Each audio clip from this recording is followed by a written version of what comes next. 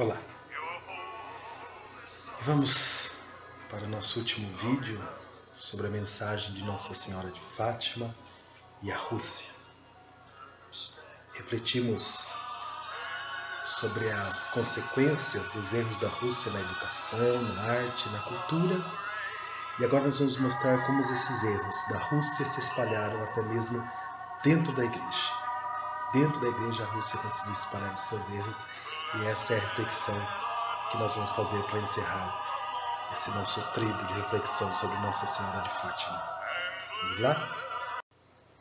Bom, como nós já refletimos, é clara a intenção do marxismo em destruir algumas estruturas cristãs da sociedade.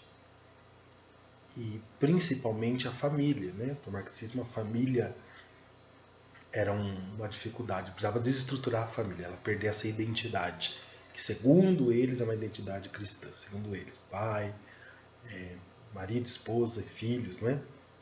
Então precisava criar novos jeitos de família, destruir a família tradicional, e para isso acontecer eles investiram muito na mídia, na TV, na cultura, na arte, na dança, mas havia ainda um problema. Existia uma voz que clamava sempre no deserto e fazia as pessoas pensarem, refletirem, que era a fé. A fé sempre nos trazia de volta para Deus, para a família, para as instituições. Então era preciso destruir a fé cristã, é preciso tirar a fé cristã desse papel. E para tirar a fé cristã é preciso destruir a igreja, não é? Só que a igreja era um problema para destruir, não é? Porque a igreja tem uma instituição de quase 2000 anos, não é? A igreja católica. Muitos acharam que quando o Império Romano acabasse, a Igreja Católica ia se acabar junto, e ela permaneceu em pé. Quando houve, por exemplo, o islamismo na África e na Ásia tomando tudo, crescendo cada dia, parecia o fim da Igreja Católica, que está de pé. A Revolução Francesa parecia que ia destruir a igreja está de pé, o modernismo, a maçonaria, e a igreja está de pé. Então, eles tinham consciência que destruir a igreja era um trabalho árduo, e que todos que tentaram antes não conseguiram, e todos tentaram enfrentando a igreja. Então, o que se pensou que agora era preciso, se queremos destruir a igreja, é preciso ser de dentro para fora. A igreja tem que ser implodida, né? Tem que ser por dentro, temos que contaminar ela por dentro. E então, eles começam, né, a divulgar uma ideia, né, o marxismo como uma ideia de uma nova interpretação da teologia cristã, a chamada Teologia da Libertação, a TL. Então a Teologia da Libertação é uma nova interpretação da teologia católica, da teologia cristã, uma nova visão de fé. Essa teologia caiu aqui na América Latina de uma maneira fortíssima, bombástica, chegou a dominar a igreja por muitos anos na América Latina, tendo que o próprio Papa João Paulo II vir à América Latina para combater a teologia da libertação. Também o cardeal Ratzinger, hoje Papa Bento XVI, estiveram aqui na luta contra a teologia da libertação. A gente pode estar como os pais da teologia da libertação, os principais patronos dela, o padre Gustavo Gutiérrez, é um padre do Peru, né, considerado o pai da teologia da libertação, das suas ideias, inclusive recentemente esteve lá com o Papa Francisco, e o Leonardo Boff aqui no Brasil.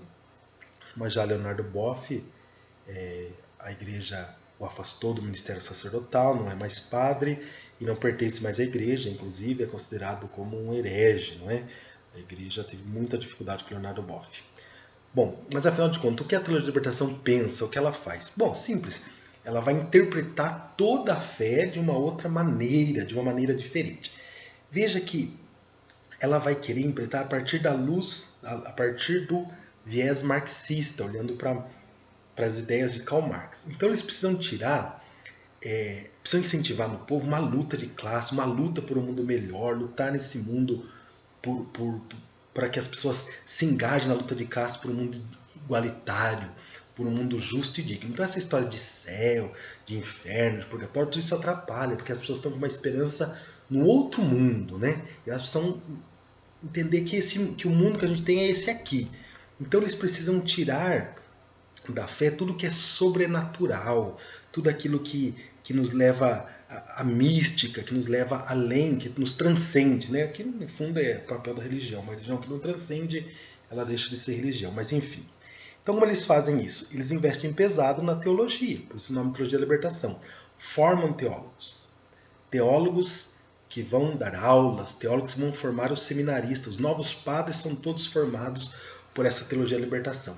Até aí o final da década de 90, início do ano 2000, maciçamente as universidades católicas, os teólogos que dão aula nas universidades católicas, que formam os futuros padres, 90% para cima eram fortemente imbuídos da teologia da libertação. Então você vai entender como eles foram fortes, porque eles conseguiram avançar tanto. Porque formaram os padres. A maioria dos padres, os padres que se formaram a partir da década de 90 até o ano 2000, essa década aí de 90, um pouquinho antes ainda, eram formados com base nessa doutrina da teologia da libertação, fortemente influenciados por elas. Eles também influenciaram a cultura, por exemplo, eles influenciaram tanto que Paulo Freire, né, o patrono da educação, teve uma grande influência na teologia da libertação do seu pensamento. O grande educador Rubem Alves teve também influência da teologia da libertação, mas é na teologia, as faculdades de teologia, onde eles tiveram maior força. E o que eles propunham, então, não é? É justamente interpretar de nova maneira. Por exemplo, para a transversão é preciso tirar a personificação do mal. Então não existe diabo. O diabo não existe, o demônio, o Satanás não existe mais. Então você conversava com alguns padres e diziam, não, o mal é as nossas atitudes, o mal é aquilo que a gente faz de errado, não é? Então não é difícil encontrar, por exemplo, um padre que diga, não, diabo, não, é bobagem isso de negócio de diabo. Inferno, não, o inferno é aqui, o inferno é esse, tá aqui, a gente cria um inferno, né? Um Deus que é amor, como que vai condenar alguém para o inferno? Depois você conversa com os teólogos, um padre, vão dizer, não sempre tem uma interpretação para os milagres da Bíblia, da Sagrada Escritura, sempre tentando dar um viés racional, sem nada sobrenatural. Por exemplo, como eu já escutei muitas vezes, por exemplo, o Mar Vermelho não abriu, é que na verdade era um riacho, né, ali praticamente, porque a maré estava baixa, a água dava na canela, por isso todo mundo passou. Não que teve, é uma maneira do autor escrever, mas não é assim que o mar abriu, né, tem essa nova interpretação. Jesus, por exemplo, não multiplicou os pães, na verdade é essa linguagem da partilha, cada um levou um pouco, isso que quiser com multiplicação, que cada um dá um pouco e multiplica, né, que o pão, né, multiplicou. Sempre há uma interpretação assim, humana, uma explicação humana, uma explicação social para a situação, não é? Toda possessão vista na Sagrada Escritura, possessão demoníaca, é vista sempre como uma doença. Aí o cerne disso é a Eucaristia. A Eucaristia é vista como uma fração do pão, apenas como uma partilha. A Eucaristia é um lugar de partilhar. Né? Não existe presença de Jesus na Eucaristia, ela é só um lugar de partilha, onde as pessoas se unem para fazer uma partilha. E o grande centro da teologia da libertação é que Deus sai do centro, né? Na teologia da libertação, Deus sai do centro e o povo, as pessoas entram no centro. O povo entra no centro e sai Deus. Por isso, por exemplo, a Eucaristia, a missa, tem uma linguagem mais simples, mais popular, para atrair as pessoas, para agradar as pessoas. Chega desse ritualístico, desse monte de pomba na Santa Missa. A missa tem que ser mais simples, uma linguagem mais simples. O padre tem que se vestir mais simples, por exemplo. Quantos padres não usam mais batina? Não, o padre tem que se vestir como uma pessoa comum, andar no meio do povo, tem que ser do povo. A batina faz ele parecer uma autoridade, alguém que está muito acima de nós. Então foi se incentivando o padre a não usar batismo, nem o clésima, né? Aquele branco, aquela camiseta que usa aquele branco aqui, chama clésima. O padre não vai usar o clésima. Agora o golpe central foi que a missa tinha que mudar, e aí a missa tinha que ser mais simples, e aí se deu um golpe na liturgia, né? E a missa, em muitos lugares, não pode nem ser chamada mais de missa, né? Como modificaram, deixaram ela dessa jeito. Bom, enfim, e a igreja foi contaminada por isso. Está cheio de padres que demônio não existe, diabo não existe, interpretando os milagres que estão na Bíblia de uma maneira puramente humana, tiraram o sobrenatural, não existe a questão de santidade, de busca, não. Tudo está para esse mundo. Eu não sei se eu consegui fazer você entender o que acontece, como que a fé mudou né, padre que você vai conversar e diga, não, isso não é pecado, isso é bobagem, não precisa confessar tanto, não precisa não rezar, né? Rezar você tem que rezar enquanto é trabalhando, né? A oração é o seu trabalho, é ajudar as pessoas, é fazer o bem sempre em nome da caridade, em nome do amor.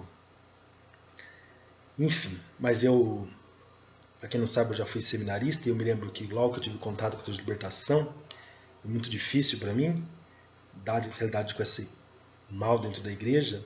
Eu lembro um dia que eu estava bem cabisbaixo pensando nessa situação e uma pessoa lá da cidade de Campo Limpo Paulista, o Raimundo, né? Eu lembro que o Raimundo percebeu o meu jeito e me contou a história, eu nunca mais esqueci, né? Para a gente entender o mal da teologia da libertação e a sua fraqueza. E ele dizia que contava uma história assim, que um rapaz, um jovem, estava lendo a Bíblia e quando ele leu ali o Mar Vermelho, ele ficou tão empolgado ali. Nossa, Deus abriu um mar, eles atravessaram com o mar aberto, que nem duas paredes. Meu Deus, como Deus é bom, como Deus é maravilhoso, como Deus... E aí chegou um desses padres da TL e disse para ele, o que foi, menino, que você está tão empolgado aí? Ele contou, padre, eu estou lendo aqui o Mar Vermelho, que coisa bonita. O padre disse, não... Isso aí era um garapé, isso, a água batia no joelho. A maneira de quem escreveu aí, do autor da Sagrada Escritura, é falar, mas isso aí não era mar, que não. A água não batia nem na canela deles para eles atravessar. Daí, o menino cabisbaixo, continuou lendo, daqui a pouco ele ficou todo empolgado de novo. Ah, meu Deus, Deus é maravilhoso, Deus é bom. Pode falar, o que é, menino? Já não expliquei para você que não tem nada de sobrenatural aí, nada de maravilhoso? Ele falou, claro que tem, padre. Você pensa só que a água batia na canela deles? E olha, eu continuei lendo aqui. Quando o faraó foi atravessar, afogou o faraó, os cavalos, os cavaleiros. Nossa, com a água que bate na canela, afogou tanta gente, tanto animal. Olha, Deus é bom mesmo.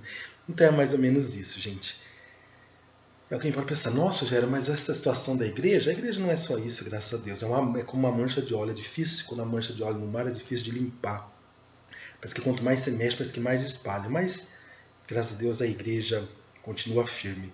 Sabe que uma vez, quando Napoleão Bonaparte estava dominando toda a Europa, uma vez um soldado falou para Napoleão, Napoleão, por que você não faz que nem a Inglaterra e não funda uma igreja para vocês? Ficar combatendo a igreja católica, funda uma igreja sua e faz as pessoas serem obrigadas a ir na sua igreja. Funde uma igreja que nem a Inglaterra, né? O rei Henrique VIII fez na Inglaterra, fundou a igreja anglicana. Por que o senhor não faz uma igreja só da França, só sua? E Napoleão Bonaparte, um homem mau, um homem ruim, disse assim, não posso. Para fundar uma igreja eu preciso de duas coisas. Uma, morrer na cruz. Duas, ressuscitar. A primeira condição, eu não quero. E a segunda, eu não posso. Então é isso, a igreja é de Deus, Deus é que cuida dela e Ele sabe para onde ela caminha. Deus ainda é Senhor de tudo. Por isso a gente nunca pode desanimar. E essa foi a angústia de Nossa Senhora, por isso Nossa Senhora aparece num semblante sério, mostra o coração ferido para os 3 pastorinhos, porque ela sabe o que a igreja vai passar e a igreja está passando. O próprio catecismo da igreja tem um parágrafo que diz dessa situação que a igreja vai passar. E é isso, faz parte. Mas no fundo, Nossa Senhora deu a receita. A mim e a você cabe continuar rezando, fazendo penitência pela conversão dos pecadores e, é claro, pela nossa própria conversão. E para encerrar, eu queria deixar uma reflexão para você do Padre Paulo Ricardo, não é minha, que ele diz assim, um dia tudo mal vai acabar, um dia esse mundo que nós conhecemos ele vai acabar. Deus vai vir e consumar a história. E nesse dia o mal vai acabar, todo mal vai acabar. Então é claro que o mal já sabe o fim dele. O mal sabe que ele é um derrotado, as coisas ruins são derrotadas, porque um dia elas vão acabar. Mais que não pareça, tudo que é ruim vai passar. Mas a grande questão é o seguinte, quando isso acontecer, eu e você vamos estar de que lado? Os que abandonaram a fé, os que cederam aos apelos, ou os que permaneceram firmes? Que Deus é vencedor e o bem, isso não há dúvida. Agora a dúvida é eu e você, nós vamos estar de que lado? Dos vencedores ou dos derrotados? Que a gente não deixe passar em vão esse 13 de maio, que a gente volte à oração. Na última aparição, Nossa Senhora disse, eu sou a Senhora do Rosário. Com o terço na mão, o rosário na mão, e conclama o mundo a rezar. Rezemos. Voltemos a rezar. Voltemos a Deus. Com Deus nós venceremos todas as batalhas. Espero que você tenha gostado desses vídeos, espero que tenha te ajudado. Que Deus abençoe a todos nós. Se você gostou, dá um like, deixe seu comentário, sua dúvida, se for o caso. compartilhe com as pessoas, se inscreva no canal, tem vídeos novos aí, sempre para você ser alertado. Se você gostou dessa parte espiritual de Nossa Senhora, tem vídeos aí, a mensagem de Nossa Senhora de Guadalupe aí no meu canal, vale a pena, muito bacana.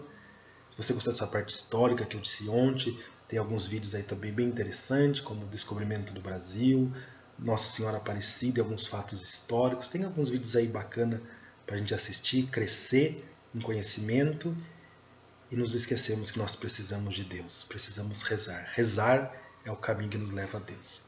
Obrigado e até a próxima, se Deus quiser.